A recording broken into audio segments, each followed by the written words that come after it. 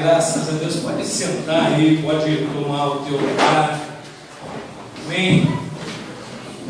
Nós temos alguns visitantes hoje. Sejam muito bem-vindos, viu? Tem aqui também uma visitante, né? A Reina Marcela, seja bem-vinda.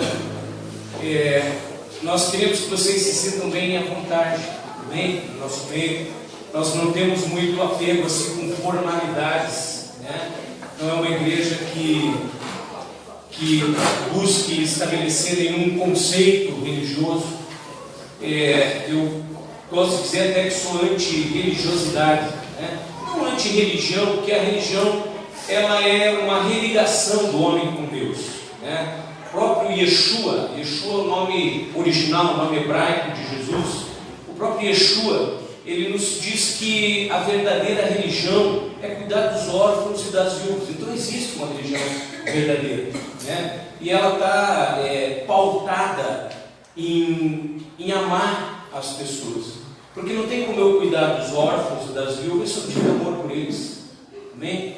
E a palavra de Deus nos ensina, isso não é um mandamento que Jesus tem. Eu já ouvi muitas vezes pessoas dizerem assim, que Jesus resumiu 10 mandamentos em 2.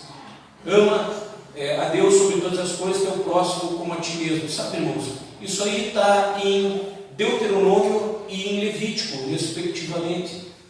Deus fala para amá-lo sobre todas as coisas. Isso lá no Antigo Testamento, na Antiga Aliança. E fala que nós devemos amar o nosso próximo como a nós mesmos. Se Jesus fez alguma coisa diferente com relação a esses mandamentos, foi quando ele disse assim: ama ao teu próximo como eu amei vocês. Aí tem uma diferença, porque se nós formos simplesmente amar as pessoas como nós amamos a nós mesmos, e se nós estivermos sob algum tipo de influência espiritual, por exemplo, tendendo a um suicídio? Então, se você for amar ao próximo como você ama a você mesmo, você vai lá e mata o próximo, vai querer se matar, né? Mas Jesus, ele vai além. Aliás, Jesus tem essa peculiaridade. Jesus, ele vai além, ele transcende a literalidade da lei. Uma mulher é trazida diante dele por ter sido pega em adultério, e a lei era que ela fosse apedrejada. Jesus sempre transgredia a lei. Ele simplesmente coloca aquelas pessoas, aqueles acusadores, no lugar dela. E ele fala: olha, quem não tiver pecado, joga a primeira pedra. Quer dizer, os caras imediatamente começaram a se colocar no lugar da moça e foram saindo do fininho. A própria cruz na qual Yeshua foi pregado não era dele, era de Barrabás. Quer dizer, a tônica do ministério de Yeshua é se colocar no lugar dos outros. E automaticamente ele fala que nós devemos pegar as nossas cruzes e segui-lo, negando a nós mesmos. Quer dizer, é nos colocar no lugar dos outros. A empatia é uma característica fundamental, primordial, talvez a maior característica do ministério de Yeshua. Se nós não tivermos a capacidade da empatia, que é nos colocarmos no lugar das pessoas, nós estamos absolutamente reprovados no quesito sermos discípulos de Yeshua. Amém? Já falei aqui, vou repetir, às vezes perguntam se eu sou cristão. Eu sou uma tentativa de ser cristão. Eu tento ser cristão. Acho que esqueceram de vender esse cachorro lá para trás de novo, vai ser aquela sinfonia. E na verdade eu me esmero, eu me esforço, eu tento ser cristão. Porque é difícil, né, Rafa? É uma tentativa diária. Se a gente não se esforça diariamente, não tem aquela coisa assim, uma vez convertido, uma vez salvo, sempre salvo. Preguei aqui semana passada sobre isso, que Pedro se doou ao Senhor no primeiro chamado e começou a caminhar com Jesus, mas a conversão dele foi muitos anos depois. Muitos de nós, irmãos, estamos caminhando na igreja, estamos na igreja há anos, somos crentes há anos, e ainda está faltando muita coisa para nos convertermos. Ainda estamos no processo, não é verdade? Isso não é indigno. Isso não é vergonhoso para ninguém. Cada um de nós está nos seus processos. Cada um de nós tem os seus momentos, os seus perrengues, as suas questões. Outro dia eu estava atendendo um homem que não era da nossa igreja, mas eu recebo, eventualmente, eu recebo pastores, obrigado, pastor, eu recebo pessoas de outras denominações que me buscam com problemas. Eu sempre atendo, porque, parafraseando o pastor Luiz Hermínio, quem pesca no reino, ou melhor, para quem pesca no reino, não interessa para onde vai o peixe, não é verdade? Não é questão de ser da nossa igreja, da comunidade Raiz da Vida, é questão de ser um servo, de ser alguém que é discípulo de Yeshua, que corre atrás da palavra, que procura ser iluminado por ela. E a minha obrigação como servo é servir a quem quer que seja, não simplesmente aqueles que são membros da nossa comunidade. Porque servo que não serve, não serve. Então, se eu sou servo, se você é servo, nós temos que servir, e não interessa a quem. Mas simplesmente, quando alguém é colocado diante de nós com uma necessidade, a nossa obrigação é servir aquela pessoa, é atender aquela pessoa. Eu, infelizmente, não consigo, até por uma questão financeira, nossa igreja é pequena, uma igreja, não vou dizer pobre, mas é uma igreja limitada no que diz respeito a recursos financeiros. Então eu trabalho, sempre trabalhei, são 22 anos de ministério, sempre trabalhei fora, sempre tive uma vida secular. Não sei porque Deus ainda não me permitiu trabalhar em tempo integral na obra, mas Ele sabe, eu conheço a linguagem dele comigo. Até estava ouvindo uma pregação do pastor Wesley outro dia, e ele mencionou algo que eu sempre digo, que Deus, quando Ele fala conosco, Ele fala numa linguagem, numa maneira que nós entendemos. Não tem aquela coisa de alguém chegar, eis que te digo, servo meu, e com o dedo em vista e pagar o profeta em cima de você, falando algo que você não receba como sendo de Deus, algo que você não reconheça como Deus falando com você. Deus é Deus, Ele não faz acepção de pessoas, e para Ele você é um filho, uma filha especial. Ele ama cada um de nós de uma forma especial. Então nunca Ele vai falar com você numa língua que você não entenda, que você não reconheça como sendo o papai falando. E aí as pessoas vêm muitas vezes pagar de profetas, querer empurrar a goela abaixo nas nossas vidas, coisas que vêm, se sabe Deus de onde, porque muitas vezes não vem de Deus. E essa semana, irmãos, eu tive uma ingrata satisfação de receber um vídeo pelo YouTube de uma pessoa muito amada minha. Com certeza ele está me assistindo aí pela internet, porque ele não é da nossa igreja, mas ele faz escola de líder comigo aqui, e ele não perde uma... Pessoal, eu estou ouvindo que está acontecendo alguma coisa lá fora, mas preste atenção em mim, né? A gente tem uma tendência a dispersar a atenção, né? Está aqui um barulho qualquer, já olha para mim agora. Preste atenção em mim e acreditem, por incrível que pareça, que Deus está falando através da minha boca com você nessa noite. Amém? Jesus lá em Nazaré, Ele fez poucos milagres, porque aquelas pessoas olhavam para Ele e falavam: esse aí é o filho do José, da Maria, esse menino aí nós vimos crescer aí jogando bola de meia, vivia ranhento aí, esse pezinho. Não, o que está pagando profeta aí? E pela incredulidade deles, ali Jesus fez poucos milagres. Quer dizer, a nossa fé, ela está absolutamente ligada na nossa condição de sermos abençoados. Jesus, ele nem sabia daquela mulher que estava menstruada, fazia 18 anos. E a mulher vem com aquela ideia assim: se eu pegar no tzitzit dele, que quer tzitzit?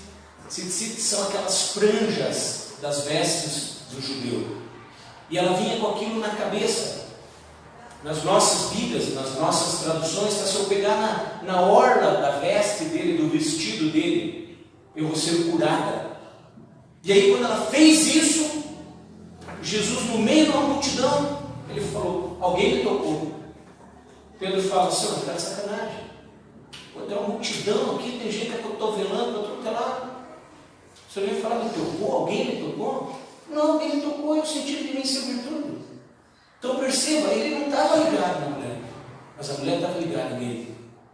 Então eu quero dizer para você uma coisa: se você estiver ligado nele nessa noite, ele vai falar com você, algo vai acontecer na tua vida, porque virtude vai descer dos céus sobre a tua vida. Lá em Atos, capítulo 1, verso 8, fala: e descerá sobre vós as virtudes do Espírito Santo, e vocês vão ser testemunhas para mim, em Jerusalém, na Judéia, Samaria e até os confins da terra. Isso quer dizer que você vai ser uma testemunha do Senhor, a começar na tua casa, a começar na tua família, a começar no teu círculo mais íntimo de relacionamentos. E aí para a Judéia, para a tua família extensa, para os teus amigos, os teus colegas de trabalho, Samaria, os teus vizinhos, aquelas pessoas que são conhecidas tuas, e aí até os confins da terra, pessoas que você não conhece, pessoas que você não faz ideia de quem são, elas vão olhar para você e vão conhecer o Senhor, só de olhar na tua cara. Eu recebi um vídeo essa semana que eu até compartilhei com vocês, da Raíssa, que o rapaz entrou num concurso como violinista, e aí ele foi para uma audiência fora, e aí as pessoas olharam para ele assim e falaram: você é crente, não é? Ele falou: sou. Falou: não é, dá para ver. Mas mais 2 semanas andando com a gente, você vai estar como nós. E ele chorou e orou assim e falou: Senhor, se não for para eu glorificar o teu nome em tudo aquilo que eu fizer, então tira esse nome de mim. E é isso que nós precisamos ser. Nós precisamos ser discípulos do Mestre e refletir o amor do Mestre. E aí, voltando ao assunto desse vídeo de 23 minutos que esse irmão querido mandou para mim, não no sentido de acusar, ele mandou para mim como quem pergunta a minha opinião, porque ele tem muito disso. Vocês sabem do que eu estou falando, né? Ele tem muito disso, ele tem dúvidas. Às vezes ele vem aqui em casa, como eu já falei, não frequenta a nossa igreja, mas ele vem aqui em casa de manhã, passa a manhã às vezes tomando café comigo, porque eu trabalho só à tarde. Ele passa a manhã tomando café comigo e conversando e sanando dúvidas, e a gente conversa, e a gente ora, e a gente chora. Às vezes minha mulher chega lá na cozinha, estão os dois abraçados, chorando, e é um mistério, e é... Amém? Acabou? É um mistério. O mistério do microfone.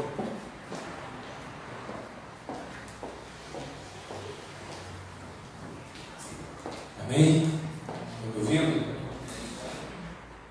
E aí ele me mandou esse vídeo, e o tema do vídeo é mais ou menos assim: a moda das igrejas pretas e o fim do mundo.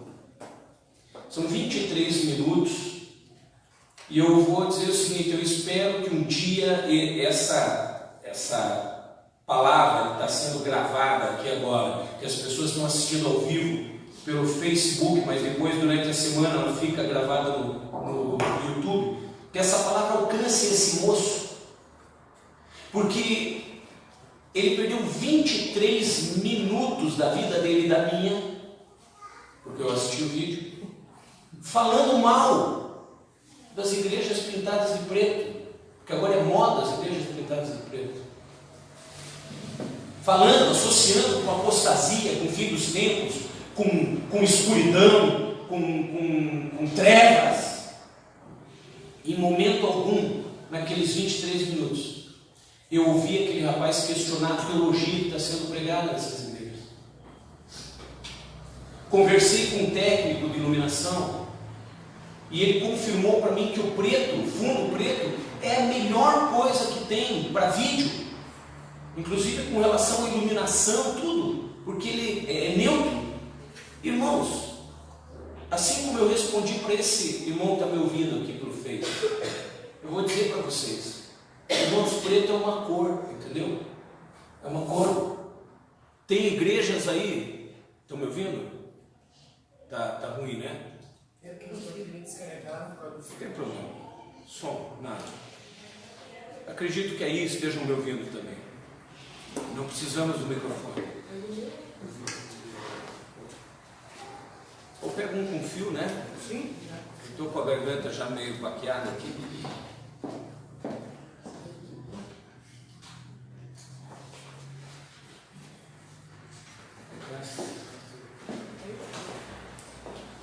Vou só ligar aí. Amém.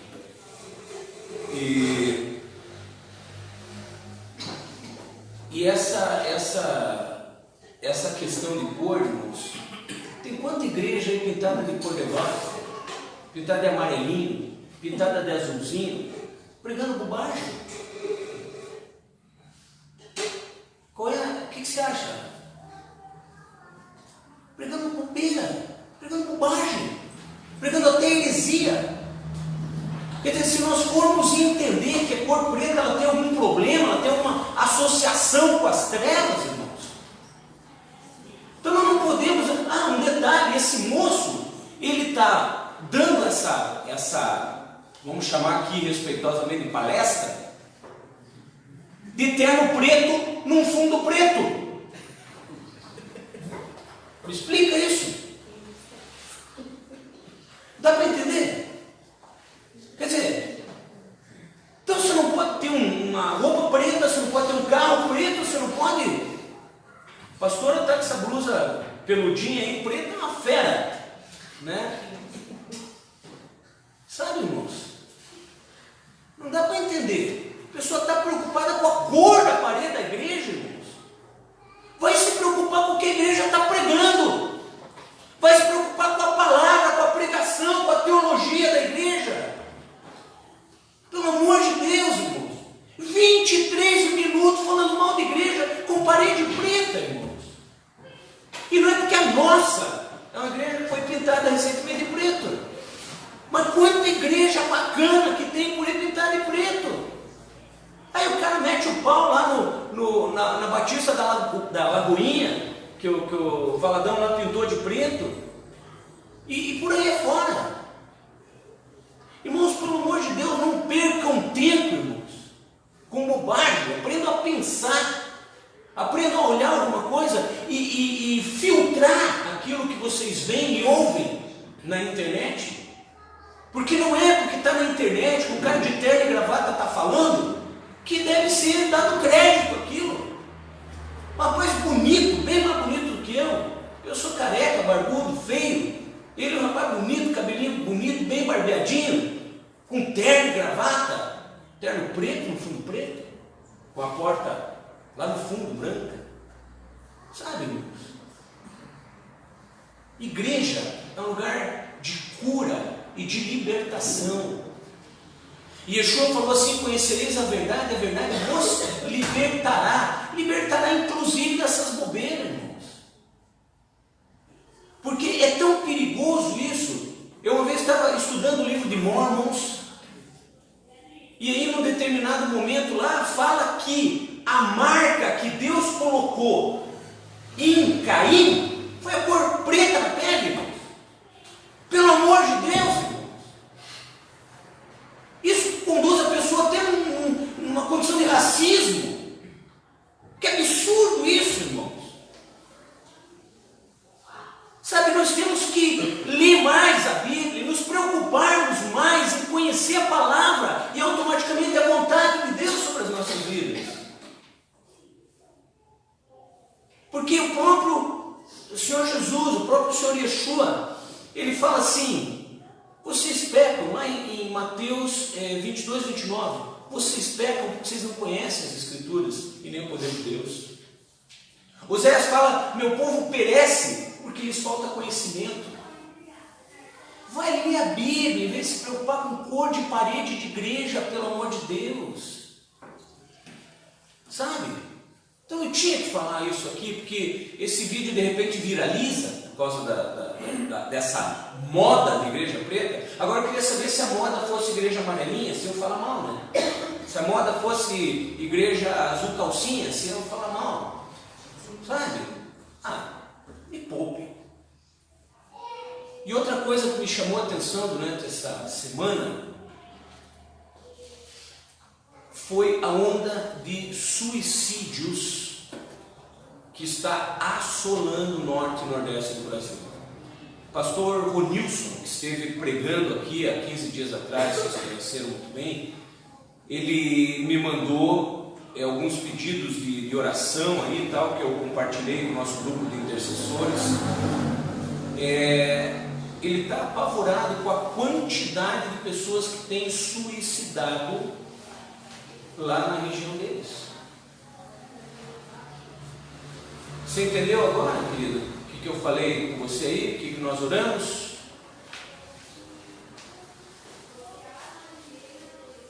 As pessoas começam a se sentir angustiadas, começam a sentir vontade de atentar contra a própria vida. Irmãos, isso é espiritual. E a Bíblia fala que o homem natural, ele discerne as coisas naturais, mas não discerne as coisas espirituais. E o homem espiritual, ele discerne as coisas naturais e as espirituais. Nós temos que ser espirituais. Nós precisamos ser espirituais. Nós precisamos entender quando nós estamos sendo atacados nas nossas mentes por forças malignas. Pastor, é bem isso. Paulo fala em Efésios capítulo 6, verso 12, que a nossa luta não é contra a carne ou sangue, mas contra principados e potestades, contra as hostes espirituais da maldade que atuam nas regiões celestiais. Os nossos verdadeiros inimigos, nós não conseguimos enxergar, mas eles estão aí muito bem organizados e lutando contra a igreja, tentando derrubar a igreja. Eu já ouvi muita gente dizer assim: antes de eu me converter, minha vida era um barato, era ótimo, era uma maravilha. Depois que eu me converti, virou um inferno. Irmãos, pensa, o diabo não chuta cachorro morto. Enquanto você não está fazendo diferença nenhuma, o inimigo não está preocupado com você. Você pode passar totalmente desarmado, totalmente desprotegido na frente dele, porque ele ainda vai te tratar bem, porque ele quer te ganhar, ele ainda vai te conduzir para o erro. Agora, quando você começa a olhar para a verdade, a se revestir de Cristo, a andar nos caminhos do Senhor, aí cada vez que você acorda de manhã, que você bota o pé no chão, o inferno treme, e o demônio fala para o outro assim: putz, a vida acordou, vai começar. Já começa a orar, já começa a cair os rebolsos. Que assim seja. Amém? Não perca a oportunidade de falar amém. Fala amém. Amém quer dizer assim seja. Quando eu acordar, que o diabo fique louco, que ele esquente o chifre, que ele fique maluco, que eu incomode o inferno. Eu quero ser conhecido no inferno. Eu quero ser conhecido no inferno. Porque por Deus eu sei que sou. A Bíblia fala que Deus nos conhece cada fio de cabelo. No meu caso, ele tem muita facilidade. Mas por Deus eu sei que eu sou conhecido. Mas eu quero que o inferno me conheça. E eu quero que o inferno tenha medo de mim. Amém? E isso só vai acontecer quando eu verdadeiramente assumir a condição de que sou um representante de Cristo nessa terra. E para isso eu tenho que fazer alguns esforços. Amém? Irmãos, hoje, muito possivelmente, essa pregação vai ser a pregação mais polêmica que eu tenha feito, pelo menos das que foram para a internet.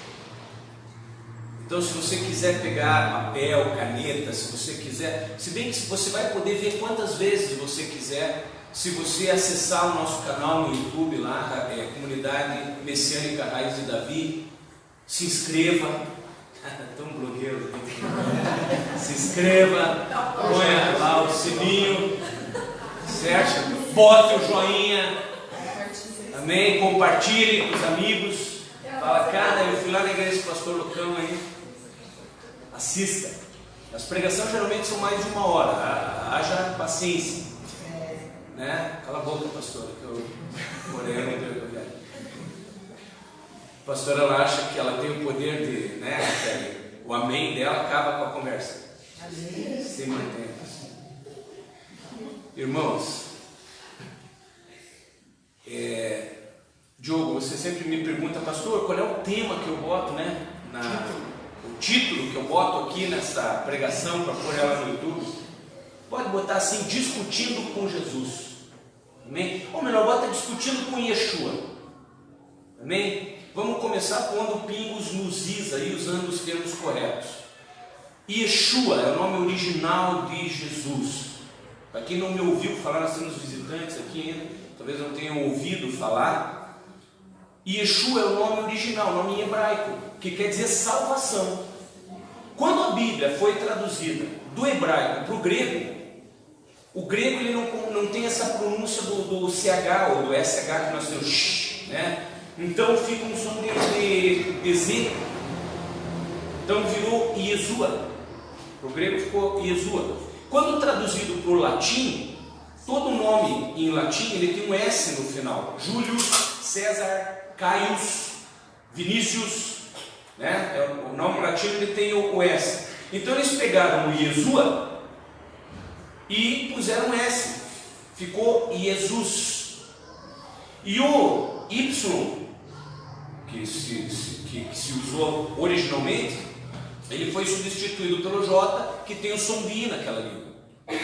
Então ficou Jesus. Só que quando traduzido para o nosso idioma, como que se lê o J? Não se lê como I, se lê como J. E aí virou Jesus. Então é uma evolução, entre aspas, transliterativa do nome Yeshua, mas o nome original é Yeshua. A gente procura, gosta de usar o nome original aqui. Então acho que ele colocaria como título, né? Não sou muito de fazer essas coisas, mas discutindo com Yeshua. Você topa discutir com Yeshua hoje aqui comigo? Amém? Então abra a tua Bíblia em João capítulo 8. E eu vou dizer para você, hein? Geralmente eu preparo aqui no meu tablet um esboço da pregação. Eu não preparei esboço, eu simplesmente fiz anotações aqui e estou com a Bíblia judaica completa aqui, com os papelzinhos marcando onde nós vamos passar, porque eu quero usar os termos corretos. Amém? Então, para quem conhece Bíblia judaica completa do David H. Stern, Yohanan, João capítulo 8, vamos ali a partir do verso 37. Yohanan 8:37, João 8:37. Jesus estava cercado por judeus, e esses judeus estavam discutindo com Jesus. E aí Jesus, Yeshua, ele fala assim: eu sei que descendem de Abraham. Abraão, né? Abraham é o nome original de Abraão. Eu sei que vocês descendem de Abraão, contudo querem me matar, porque minhas palavras não têm sentido para vocês. Irmãos, agora nós vamos dar um pulinho em Devarim, Deuteronômio capítulo 18, verso 15 até o 19. Devarim é o nome de Deuteronômio hebraico. Adonai quer dizer Senhor. Adonai levantará dentre seus parentes um profeta semelhante a mim. Quem que escreveu Devarim? Moisés. E aí Moisés está falando aqui que o Senhor levantará dentre os seus parentes. Ele está falando para quem? está falando para os judeus. Moisés, está falando para os judeus. E ele está falando aqui num livro, Devarim, Deuteronômio, que é parte integrante da Torá, que é a instrução, traduzido para nós como lei, mas é a instrução máter da religião judaica. Então, Moshe está falando para os judeus, para os israelitas que estavam diante dele, que entre os parentes deles, no meio do povo, isso quer dizer, no meio do povo judeu, Adonai levantaria um profeta semelhante a ele. O que isso quer dizer? Para o judeu, Moshe é boca de Deus. Para o judeu, os livros que Moshe escreveu, que são os 5 primeiros do nosso Pentateuco, para eles a Torá, é palavra direta, é a instrução. Eles vivem em virtude da Torá. Então, quando eles falam Moshe, quando eles falam Moisés, eles estão falando da Torá própria. Só que Moisés está falando que Deus vai levantar no meio do povo judeu um profeta tão grande quanto ele, semelhante a ele, que vai ser boca de Deus, que vai falar a própria palavra de Deus. Aí escuta só. Prestem atenção, ele fala para os judeus, prestem atenção a ele, pois quando estavam reunidos no Horeb, no Monte Horeb, vocês pediram a Adonai, seu Deus, não nos deixeis ouvir mais a voz de Adonai, nosso Deus, nem nos permitas ver esse grande fogo outra vez. Se fizer isso, nós morreremos. Verso 17. Nessa ocasião, Adonai me disse. Então Moisés está falando para o povo, né? E ele está falando que Adonai falou com ele. Nessa ocasião, Adonai me disse: eles estão certos no que dizem. Levantarei para eles um profeta semelhante a você, dentre os parentes deles. Ou seja, entre os judeus, Deus levantaria um homem que seria voz de Deus, que seria boca de Deus ao seu povo, tanto quanto Moshe. Porém minhas palavras em sua boca, e ele dirá tudo o que lhe ordenar. Quem não ouvir minhas palavras que ele falará em meu nome, prestará contas de si mesmo a mim. Então, olha só a palavra pesada, a ameaça que Deus está fazendo com o povo a respeito de quem não ouve, de alguém que não aceita o que Yeshua fala. Porque esse profeta a quem Moshe estava se referindo é o próprio Yeshua, é o próprio Jesus. Existem vários apontamentos na Bíblia que eu poderia utilizar aqui para provar isso que eu estou falando, só que daí a pregação ficaria muito extensa. Então, voltando lá para Jesus falando, registrado em Yohanan, em João: eu sei que descendem de Abraão, contudo querem me matar, porque minhas palavras não têm sentido para vocês. Uau! Lembra o que Moisés falou lá? O que Deus falou através de Moisés? Ai, ai, ai, aqueles que não derem atenção ao que esse profeta que vier falar do meu nome falar. Então, Jesus está falando sobre isso. Fala, cara, eu vim amando o Pai, e vocês não dão atenção, vocês não conseguem entender o que eu estou falando. Minhas palavras não fazem sentido para vocês. Aí olha só, por isso que eu digo, discussão com Yeshua é punk. Discussão com Yeshua não é fraco. E Yeshua, segundo Yohanan, ele é a própria palavra de Deus.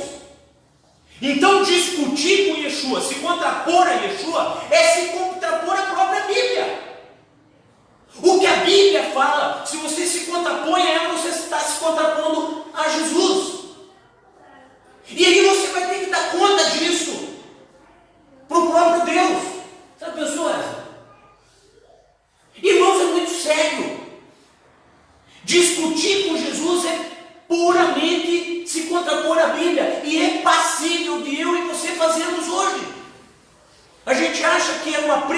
prerrogativa da judeusada daquela época? Não! É uma prerrogativa que eu e vocês temos. Nós podemos discutir com Jesus, nós podemos nos contrapor a Jesus. Jesus pode falar assim: olha, não faça isso. E eu digo: mas eu vou fazer, eu quero, eu gosto, eu estou afim, esse pecadinho é tão bom. Você está discutindo com Jesus. E você vai ter que dar conta disso. Vamos continuar. Digo o que o Pai me mostrou. Não é isso que Moshe falou lá em Deuteronômio? Ele vai falar aquilo que eu colocar na boca dele, aquilo que eu mandar ele falar, ele vai falar. E aqui Jesus está se identificando como aquele profeta. Digo o que o Pai me mostrou. Vocês fazem o que o Pai de vocês lhes disse. Quer dizer, cada um está fazendo o que o Pai ensinou.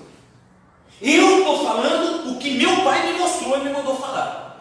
Vocês estão fazendo o que o Pai de vocês mandou vocês fazerem. Responderam eles: Abraão é nosso pai. Abraão é nosso pai. Replicou Yeshua: se vocês são filhos de Abraão, façam as obras que ele fez. Simples. Desta forma, vocês estão procurando me matar, um homem que lhes falou a verdade que ouviu de Deus. Abraão não fez nada parecido com isso. Vocês dizem que são filhos de Abraão? Eu faço o que Abraão fez. Mas no entanto eu falo o que Deus me mandou falar. Vocês querem me matar? Quando que Abraão fez isso? Verso 41. Vocês estão fazendo as coisas que o pai de vocês faz. Opa, eles não tinham falado que eram filhos de Abraão? E Jesus está falando assim: se vocês fossem filhos de Abraão, vocês iam fazer o que Abraão faz. Mas vocês estão fazendo o que o pai de vocês faz. Opa, parece que Jesus está falando que o pai deles não é Abraão. Vou continuar aqui. Nós não somos filhos ilegítimos, eles lhe disseram. Se ofenderam, né? Como é fácil uma pessoa se ofender quando você fala algo da parte do Senhor. E eu quero dar uma pausa aqui para dizer o seguinte: sabe por que eu estou pregando sobre isso? Hoje de manhã eu não fazia a menor ideia do que eu ia pregar, daí eu fui orar. Fui lá no meu quarto e comecei a orar e falei: Senhor, eu quero... Pum, parou assim, travou ali.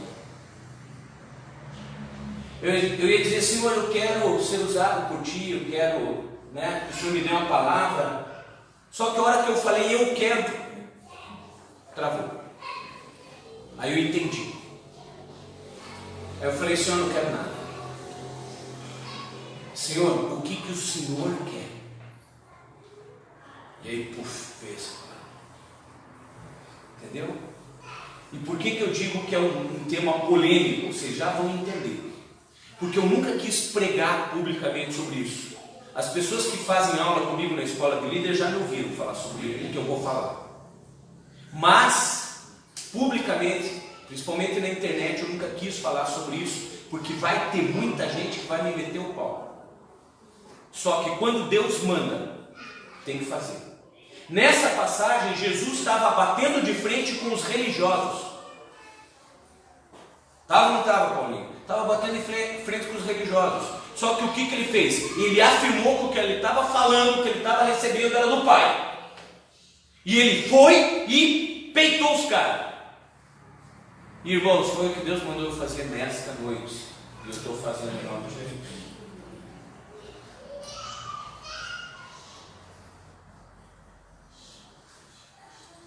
Eles lhe disseram, né? Nós não somos filhos ilegítimos, temos apenas um pai, Deus. E Yeshua lhes respondeu: se Deus fosse seu pai, quer dizer, se Deus fosse seu pai, quer dizer, não é, né? Se Deus fosse seu pai, vocês me amariam, porque vim de Deus e agora estou aqui. Eu não vim por mim mesmo, Ele me enviou. Por que não entendem o que eu digo? Jesus pergunta: por que vocês não entendem o que eu digo? Eu vim da parte de Deus, Ele me enviou, não vim por mim mesmo. E aí essa é uma pergunta retórica, porque Jesus pergunta e ele não responde. Por que não entendem o que eu digo? Porque não podem suportar a minha mensagem. Sabe, irmãos, quando nós estamos falando diante de religiosos, pessoas que têm um conteúdo de religiosidade pré-estabelecido, porque aprendeu assim no seminário, porque aprendeu assim com esse ou com aquele pastor, e geralmente dentro da teologia da substituição, que é uma farsa diabólica que tem assolado as igrejas, porque a igreja ela não substituiu Israel coisíssima nenhuma. Israel nunca foi substituído. Deus fala em Jeremias capítulo 31, verso 31 em diante, que ainda que alguém pudesse sondar todos os astros do universo, ou os fundamentos da terra, ele não deixava de amar Israel. Que se a ordem natural do sol durante o dia, a lua e as estrelas durante a noite parasse, aí talvez ele parasse de amar Israel. Isso nunca aconteceu, e a palavra de Deus é uma só. Então nós não substituímos nada, nós nos tornamos Israel juntos com eles. Lá em Efésios capítulo 2, Paulo fala sobre isso, que nós antes estávamos afastados e fomos aproximados de Israel através do sangue de Jesus, e que quando afastados de Israel estávamos sem Deus no mundo e alheios às promessas de salvação. Mas quando aproximados em Israel, isso mudou. Você entende a diferença? Então não existe substituição no que tange a Israel. O que existe é nós nos tornarmos co-herdeiros. Nós passamos a fazer parte de Israel, junto com os judeus. Os judeus, Paulo fala em Romanos capítulo 10, que Deus não os rejeitou e que eles não caíram para ficarem prostrados. É simples assim. Então se liga. Vamos voltar aqui. Yeshua lhes respondeu: se Deus fosse seu pai, vocês me amariam, porque vim de Deus e agora estou aqui. Eu não vim por mim mesmo, Ele me enviou. Por que não entendem o que eu digo? Porque não podem suportar a minha mensagem. Vocês pertencem sim ao pai de vocês, que é Satã. Uau! Cara, forte isso. E desejam realizar os desejos dele. Desde o princípio ele foi um assassino e nunca se apegou à verdade, porque não há verdade nele. Quando ele mente, fala do seu caráter, porque é mentiroso e de fato o inventor da mentira. Talvez aí na tua Bíblia esteja o pai da mentira. No entanto, porque lhes digo a verdade, vocês não creem em mim. Quer dizer, se você foge da religiosidade, você se torna um herege. Só que eu vou dizer para vocês uma coisa que Jesus está falando aqui, ó. No entanto, porque lhes digo a verdade, vocês não creem em mim. Qual de vocês pode me mostrar onde estou errado? Está entendendo? Jesus batendo de frente com os religiosos. Talvez você esteja me assistindo aí achando que eu sou um louco falando bobagem. Mas eu quero que você me mostre. Entra lá no YouTube e bota um comentário embaixo e faz a tua crítica. Me mostra no que eu estou errado. Jesus ele fala no mesmo Evangelho de João, ele fala assim: se eu estou falando a verdade, prove. Agora, se eu estou falando mentira, prove. Agora, se eu estou falando verdade, por que você está me batendo? Se eu estou falando mentira, prove. Se eu estou falando verdade, está me criticando por quê? Se falo a verdade, por que não acreditam em mim? Quem pertence a Deus ouve o que Ele diz. O motivo pelo qual não ouvem é que vocês não pertencem a Deus. Irmãos, Jesus está falando claramente aqui. Quando você não ouve o que está escrito, quando você não ouve a palavra de Deus, quando você não ouve o que Deus está falando para você claramente, simples assim, você não é de Deus. Porque quem é de Deus ouve a palavra de Deus. Se a pessoa tem dificuldade para entender, para aceitar o que Deus está falando, é porque ela não é de Deus. Ela está sempre contraposta àquilo que Deus fala. E eu vou dizer para você uma coisa: Jesus veio e apregou o reino de Deus. Não era uma anarquia, não era uma democracia, é reino, é monarquia, reino. Existe ordem, existe decência, existe lei, existe o estabelecimento de uma hierarquia. E quem não se sujeita a isso, simplesmente não está apto a fazer parte do reino. Vamos voltar lá.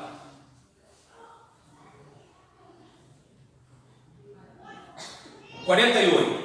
Os habitantes de Judá, lhe responderam: não estamos certos em dizer que você é de Sholom, Samaria, ou samaritano, e que tem um demônio? Quer dizer, olha, nós estávamos falando que você é samaritano, cara, e que você tem demônio. Aí replicou Yeshua: eu? Não tenho demônio, não. Honro meu Pai, mas vocês me desonram.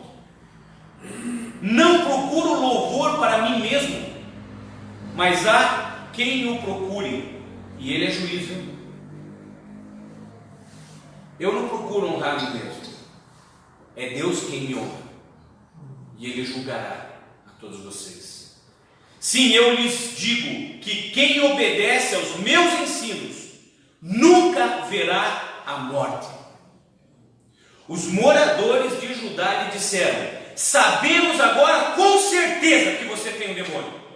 Abraão morreu e também os profetas, contudo você diz: quem obedecer os meus ensinos nunca experimentará a morte. Veja, os caras estão tão apegados à religiosidade que Yeshua está falando a verdade para eles e eles não aceitam. Por quê? Porque a verdade está vindo com uma outra roupa, a verdade está vindo com uma outra aparência. Eles deram 31 de Jesus lá com os discípulos dele, lá num sábado, os caras catando espiga para comer.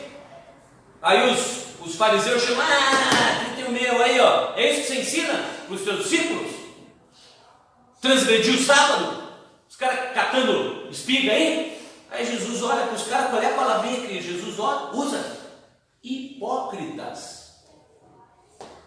Qual de vocês nunca leu que Davi entrou no templo para pegar o pão da preposição e ser distribuído para os caras que caminhavam com ele? Isso nunca foi imputado a ele como pecado, isso foi no sábado. Qual de vocês não percebe que todo sábado o sacerdote está lá no templo trabalhando? Isso não é transgressão do sábado? No entanto, vocês não entendem que isso é um pecado? Qual de vocês, se caiu uma ovelha no buraco lá, porque é sábado, não vão juntar a ovelha, não vão lá se esmerar para pegar a ovelha, salvar a ovelha? Ou não pegam o touro, não levam para tomar uma água lá, que está amarrado no moinho? Aí Jesus encerra a conversa falando: Deus fez o sábado para o homem, não o homem para o sábado. Então percebe? Jesus ele estava falando da verdade num senso prático, num senso tangível. Ele queria dizer assim: olha, vocês entenderam errado. O que está escrito e é verdade. A interpretação de vocês que está furada. E aí, como a interpretação de Jesus ela vinha diferente, ela vinha na contramão da religiosidade dos caras, os caras queriam matar Jesus. Por quê? Porque ele estava desconstruindo tudo aquilo que eles construíam e que era vantagem para eles. Porque eram nicolaítas, eram pessoas que dominavam no seu conhecimento sobre os leigos. O nicolaísmo é isso, é domínio sobre o leigo. Vem de duas palavras gregas, Nikol, lei, que quer dizer dominar sobre o leigo. Nicodemos era um líder sobre o povo, né? Nikol, demos. Entende? Todo nome, como eu falei aqui semana passada, todo nome tem um significado entre os judeus. Vamos lá.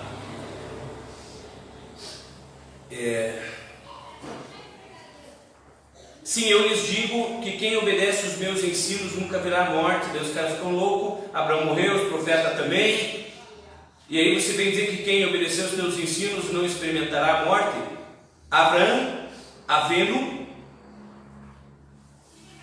nosso pai, Avino, quer dizer, nosso pai, Abraão Avino, morreu. Você não é maior do que ele. Os profetas também morreram. Quem você pensa que você é? E Yeshua respondeu: se louvo a mim mesmo, meu louvor nada vale. Sabe aquela pessoa que fica se gabando? Sabe aquela pessoa que fica enaltecendo a ela própria? Não vale nada, né? Não vale nada. Então Jesus está falando, se eu louvar a mim mesmo, meu louvor não vale nada. Quem me louva é meu Pai. O mesmo que vocês dizem, Ele é nosso Deus. O que você acha, Paulinho? Quer discutir com Jesus? Não? Vocês não o conhecem, mas eu conheço. E se eu falo, e se de fato, se dissesse que não o conheço, seria mentiroso como vocês. Mas eu de fato o conheço, obedeço a sua palavra. Agora eu quero que você preste atenção aqui, porque nós vamos entrar numa polêmica. Eu vou tentar ser breve para a gente não passar muito do horário. Abraão, pai de vocês, alegrou-se porque viria o meu dia. Ele o viu e então se regozijou. Peraí, mas Abraão não está morto? Abraão não tinha morrido? Os caras não acabaram de falar que Abraão tinha morrido?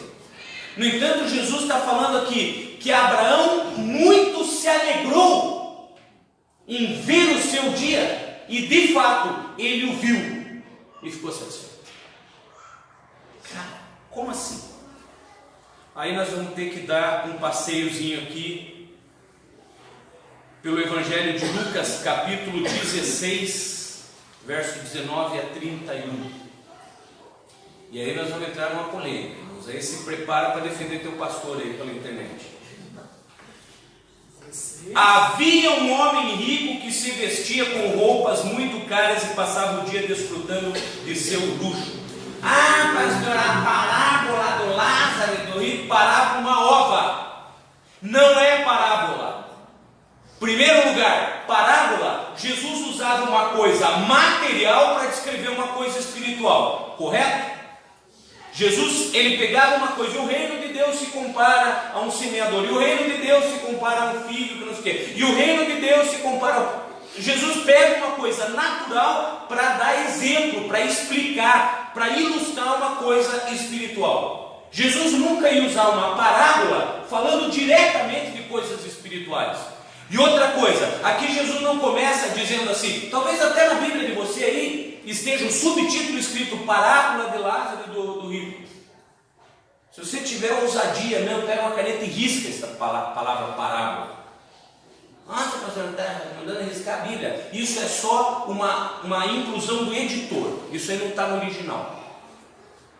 Não é uma parábola. Jesus está falando claramente, havia um homem. Não é parábola. Presta atenção. Havia um homem rico que se vestia com roupas muito caras e passava o dia desfrutando de seu luxo. Junto ao seu portão fora deixado um mendigo chamado Lázaro. Não, pastor, está escrito aqui Lázaro. Tá, é a tradução para o nosso idioma. Mas o nome original em hebraico é Lázaro, que quer dizer Deus, Azar, socorro. Deus socorre. O nome de Lázaro, na tradução original do hebraico, quer dizer Deus socorre. Esse mendigo chamado Lázaro vivia coberto de feridas. Ele teria ficado feliz por comer as migalhas que caíam da mesa do rico, mas em vez disso vinham os cães lamber de suas feridas. No dia em que o mendigo morreu, ele foi levado por anjos para junto de Abraão. O rico também morreu e foi sepultado. No Sheol, talvez na tua Bíblia aí esteja escrito Hades. é a palavra grega para sepultura. Sheol ou Seol é a palavra hebraica para definir o lugar onde estão os mortos, mais distante possível do céu. É um lugar de aflição, mas é uma palavra utilizada, isso no sentido que é dado do hebraico para a palavra. Mas a palavra Sheol, ela quer dizer sepultura, ou túmulo, ou cova. Entende? Só que como que o cara vai estar na cova passando por essa situação? Não. Então é a conotação judaica da palavra Sheol, que é um lugar mais distante do céu. Então olha aqui. No Sheol, onde estava, em tormento, o rico olhou para cima e viu Abrão longe com Elazar a seu lado. Ele chamou: Pai Abrão, tenha misericórdia de mim e manda Elazar molhar a ponta do seu dedo na água para refrescar a minha língua, porque estou agonizando nesse fogo. Em algum momento você viu Jesus falando assim: o reino de Deus se compara? Não. Jesus está falando de algo que aconteceu. Jesus está nos dando uma palhinha para que nós entendamos como é o mundo espiritual. Entretanto, Abraão disse: filho, lembra-te de que quando estava vivo, você recebeu coisas boas e ele as más. Agora, porém, ele está sendo consolado aqui, ao passo que você está sofrendo. Entretanto, isso não é tudo. Entre vocês e nós há um grande abismo, de forma que quem deseja passar daqui para vocês não pode fazer, tampouco pode alguém passar daí para nós. Quer dizer, você está vendo que eles estão no mesmo ambiente, separados por um abismo. Um lugar mais rebaixado, outro lugar mais elevado. Um lugar onde as pessoas estão sendo tratadas, um lugar bom, agradável, e um lugar de tormento e sofrimento. Percebe?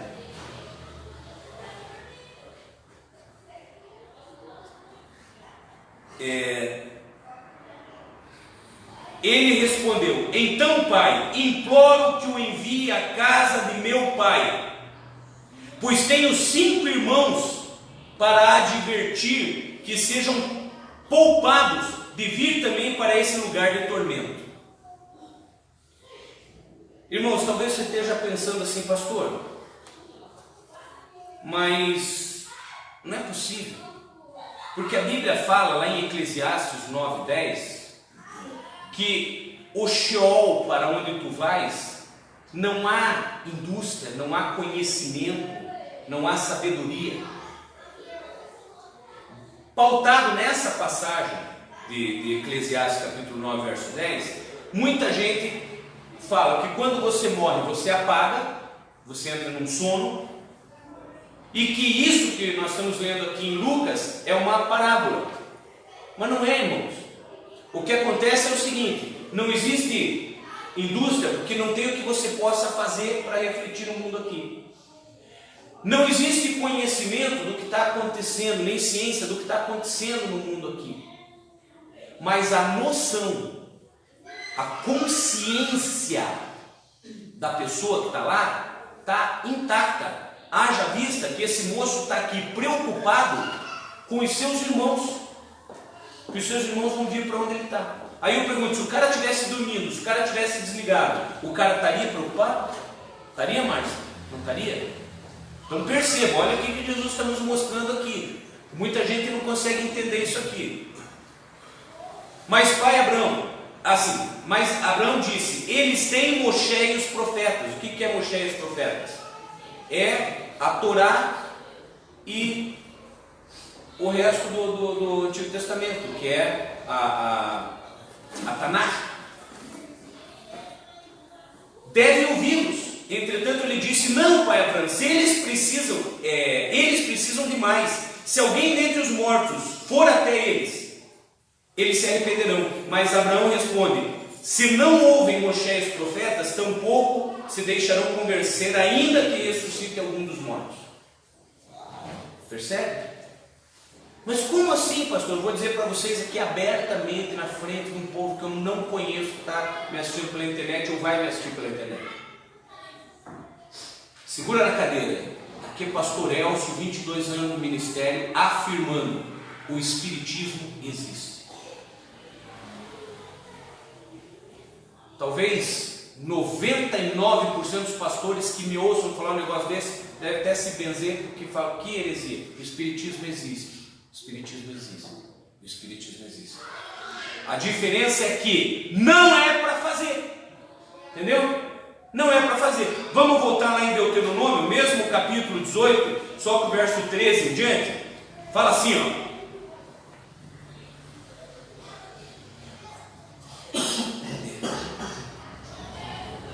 Verso 10 em diante. Não se deve encontrar no meio de ti quem faça o filho ou a filha passar pelo fogo, nem prognosticador, nem adivinho, nem pressagiador, feiticeiro, encantador, consultor de espíritos ou necromantes. Pois quem faz essas coisas é detestável a Adonai. Por causa dessas abominações, Adonai, seu Deus, os expulsa de diante de vocês. Sejam sinceros com Adonai, seu Deus. Pois essas nações, as quais vocês estão a ponto de desalojar, ouvem adivinhos e prognosticadores, mas Adonai, seu Deus, não permite a vocês fazer isso. Deus proíbe alguma coisa que não seja possível de fazer? Não. Tudo que Deus falou, não faça, porque é possível você fazer, só que não é para fazer. É simples assim. O espiritismo existe, só que Deus não nos autoriza a praticar. Para Deus é uma prática abominável, é nojento. Para Deus é nojento. E é por causa dessa prática que Ele extirpa daquela terra aquele povo, para que os israelitas pudessem entrar para a terra.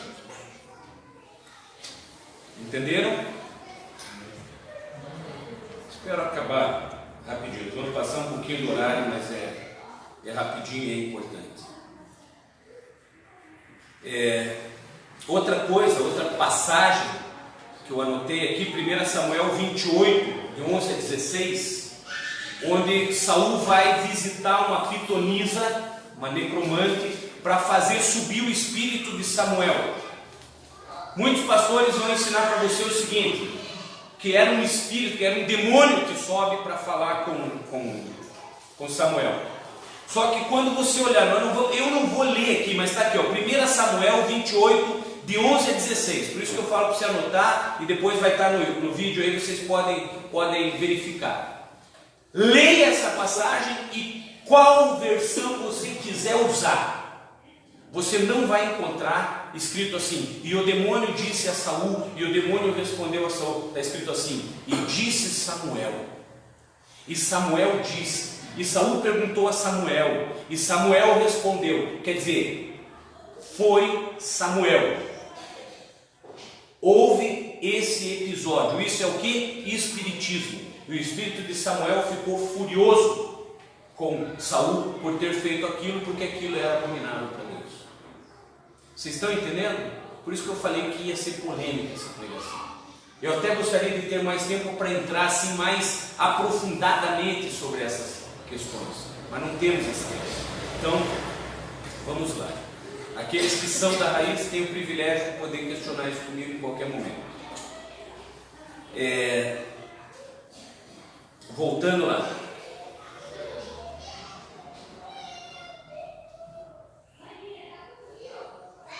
Abraão, pai de vocês, alegrou-se porque veria o meu dia. Ele o viu e então se regozijou. Você ainda não tem 50 anos. Os caras falaram para ele, que ele tinha 30 e poucos, né? Você ainda não tem 50 anos e viu Abraão? Disseram-lhe os habitantes de Judá. E Yeshua lhes disse: na verdade, antes de Abraão nascer, eu sou. Esse termo que Jesus usa, eu sou, é como Deus se identifica para Moisés quando foi tirar o povo do Egito. Mas Senhor, o que eu digo? Que quem me mandou aqui? Diga que eu sou. Entendeu? Então Jesus está se identificando aqui como o Deus que a voz de Deus que se manifestou com o povo, com Moisés, lá no Êxodo. Aí o que acontece? Qual o resultado disso? Nesse momento, eles pegaram pedras para apedrejá-lo, mas Yeshua foi ocultado e saiu da área do templo. Amém? Aqui está escrito: Yeshua foi ocultado. Talvez na tua versão aí esteja que Jesus se desviou, que Jesus se esgueirou, que Jesus se disfarçou, mas a palavra original aqui diz que Jesus foi ocultado. E então veja bem, quando você fala a verdade daquilo que está escrito, desapegado de religiosidade, o que acontece? Você é criticado e vai ter alguém querendo te matar. E é assim que funciona. Só que vai discutir com Yeshua, porque essa palavra é dele. Jesus batia de frente, Jesus discutia, Jesus ia na contramão da religiosidade daquele povo, porque ele falava o que o Pai tinha mandado que fosse. E é assim que funciona. Quando nós nos tornamos seguidores de Jesus, nós precisamos, teria outras referências aqui que eu gostaria de compartilhar com vocês, mas daí nós vamos nos estender demais no horário, eu não quero judiar de vocês. Eu acredito que aquilo que era fundamental que fosse dito, já foi dito. Mas, irmãos, conheça a Bíblia, não conheça a religião. Se desapegue à religião, se desapegue à religiosidade, se desapegue a conceitos de homens, a dogmas. Se apegue às verdades sagradas, se apegue à pureza que é em Cristo, se apegue ao conhecimento profundo das Escrituras, de um ponto de vista novo, ao qual você lê depois de ter orado ao Espírito Santo, pedindo: Espírito Santo, me conduza aqui nessa leitura, para que eu possa entender qual é a tua intenção na tua palavra sobre a minha vida, e não fazer isso do ponto de vista, sabe, religioso. Já foi apregoado. Na última aula da escola de líderes, o Jair falou sobre isso, não foi? O Jair falou assim: poxa, eu ouvi a vida inteira tal coisa, agora eu estou entendendo de uma forma totalmente diferente. Agora meus olhos se abriram, uma coisa assim, né? Que ele falou. Eu sei que ele está me ouvindo aí. Então, meus irmãos, quando você quer se relacionar com Cristo, você tem que se relacionar. Não é você se relacionar do jeito que eu falo para você se relacionar. Não.